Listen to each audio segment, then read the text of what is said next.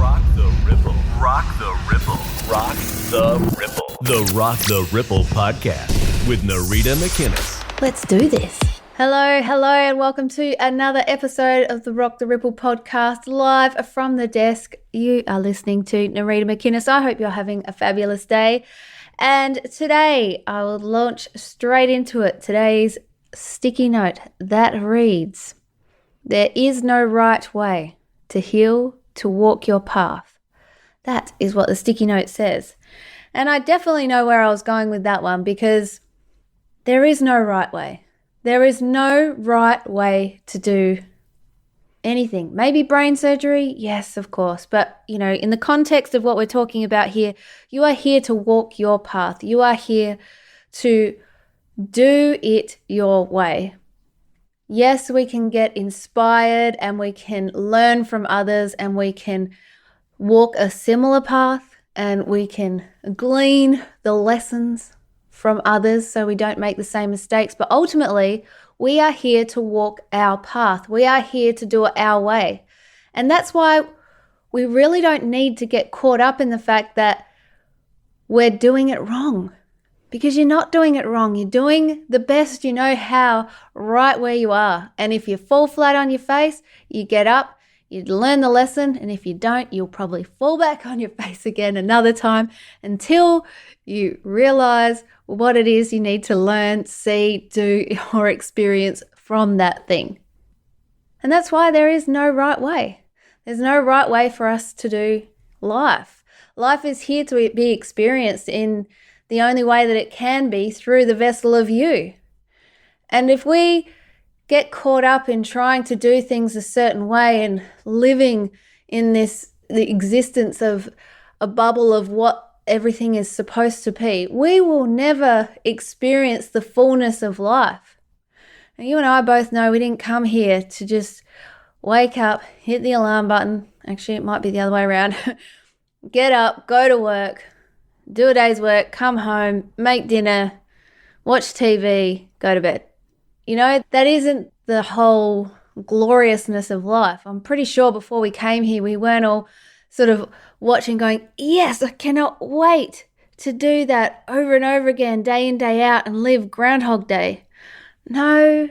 I think we were, I don't know what we're thinking some of the times, because there is so much going on right now, but in the context of this, look, I've used that word twice in this whole scenario so far, but in the context of this, we were watching and we were like, look how freaking cool that looks. I want to experience that.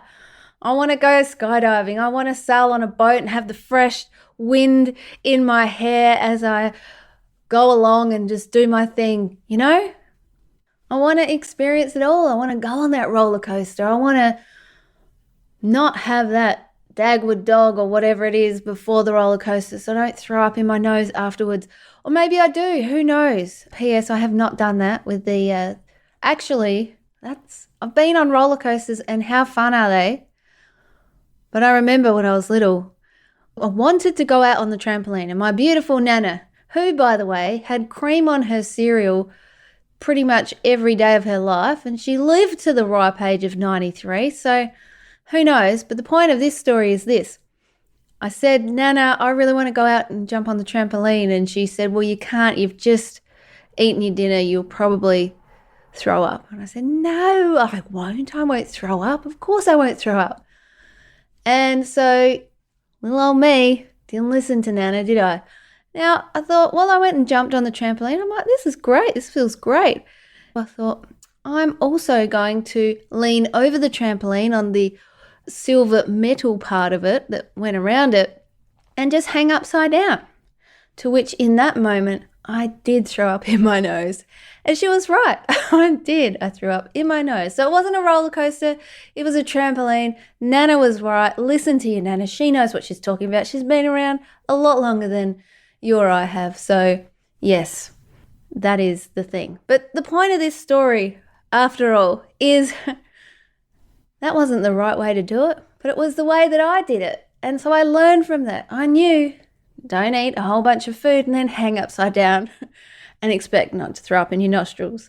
We all learn these things along the way.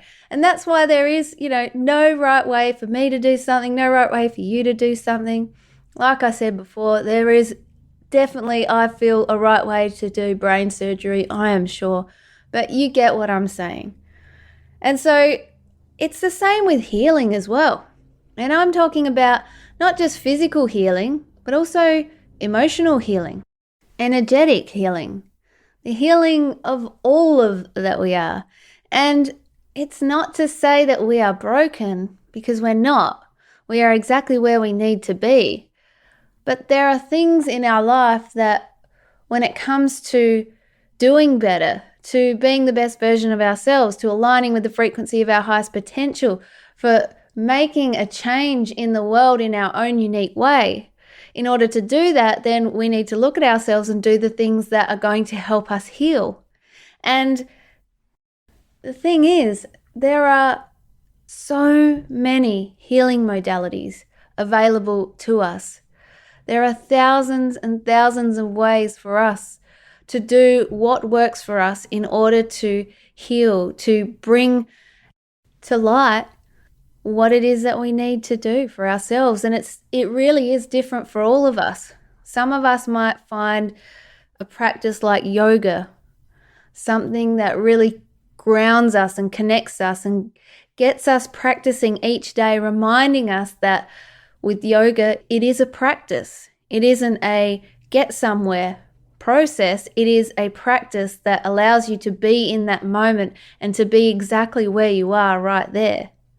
And then there's healing like EFT, emotional freedom technique. That's something that has been super powerful in my own life and when working with others. It's incredible how you can just tap on certain parts of your body and release shit.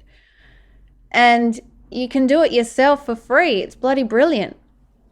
Then there's NLP, kinesiology, secret letter burns, there's healing sessions, there's quantum healing hypnosis technique, there's hypnosis itself, which, helps to reprogram the subconscious mind. It works for some and not others. There's homeopathy, there's bioresonance thing where you use the thing. I'm using my hands right now and you can't see me, but just imagine me trying to hold it's like a wire thing. I don't know how to explain that one. It's on the tip of my tongue. If I remember what it is actually called. Is it bioresonance? I think it's that. Look, anyway, there are so many different ways that we can heal ourselves, work on ourselves, bring our best version of ourselves to life, because really, we're here to grow and evolve. So in order to do that, we are stripping off the layers of the things that don't really serve us anymore, the things that aren't helpful for us. Maybe we start to eat a better diet. Maybe we start to meditate in the morning. Maybe we start to work on reprogramming our subconscious mind so we can get really intentional about what we want to create, because we're creators after all. There are just so many ways for us to do life. So many. There's no right way. There's no wrong way. There's some ways that I'm sure are questionable, absolutely, when it comes to us, when it comes to doing what it is that we want to do, the goals, the dreams, the vision, the stuff that we want to do that's in our heart, that is there calling for us to do. There is no right way. We get to choose how we want to do it, and we get to start in any given moment. If you haven't done the thing that you want to do yet, don't worry. You can start right now. You can start right now, and you might say, I wish I started yesterday. I wish I started when I was younger. I wish I can't do it until I'm older. Or it could be anything. And really, when we look at that, if we're being really honest with ourselves, it's really just saying, I'm a bit scared to do it right now. I don't know if I'm ready. What if I'm not good enough? What if I look like an absolute trollop out there? What if people think I'm nuts? I mean, look, to be honest, people might think you're nuts already. I know people think I'm nuts. It's fine. You just got to be who you are and do it your way and show up in your way.